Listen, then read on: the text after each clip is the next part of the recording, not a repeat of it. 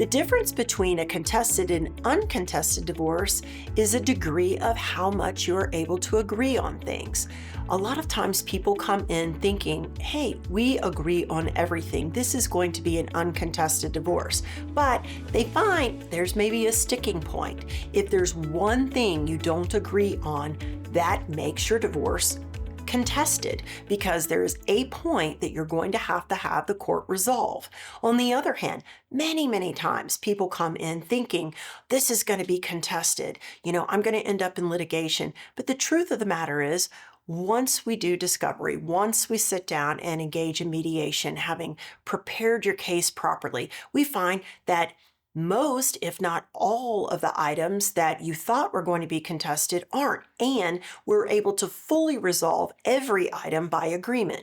So before you decide whether or not your divorce is going to be contested or uncontested, consider that that's not necessarily always a black and white, and that it changes. The main benefits of an uncontested divorce is speed. Okay, it's also a lack of additional collateral damage. I cannot tell you the number of times that I've had people come out of even a temporary hearing or a motions hearing just devastated at the things that were said, usually by an attorney in making arguments that really stick with people. Words have power, they have meaning. So the more that we can use our words to reach consensus and agreement, to communicate, a heart of conciliation and well-being, even toward our former spouse, especially if we have children, the better you're going to be set up for future agreements. Even going into a single hearing can cause wounds in your spouse or even for you that make it very difficult to work constructively together in the future. The main challenge in having a uncontested divorce ultimately, I think, comes in a failure to plan up front, where people are reacting versus responding, which is why we always sit down with our clients and map out a plan of action, establish on the front end where they're willing to compromise and where their bright red lines are.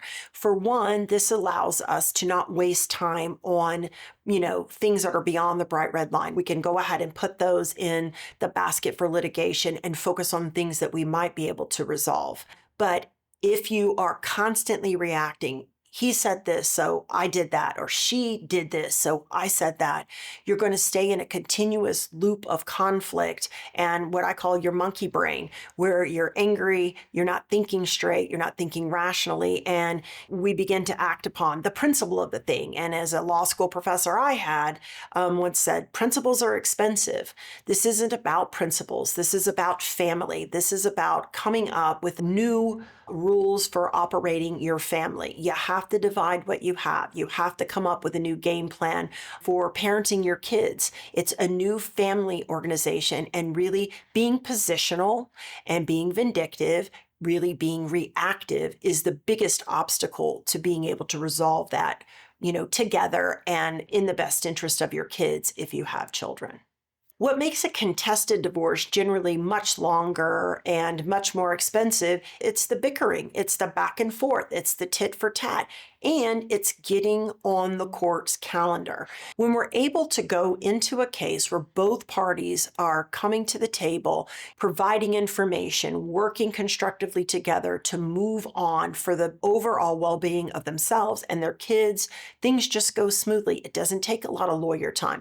It usually doesn't even take expert time, even though it can, but it certainly doesn't take motions and travel to court and arguments and briefs and, waiting for the court to have an opening for a person who doesn't know you, who's in a black robe, to decide, your future and the future of your kids.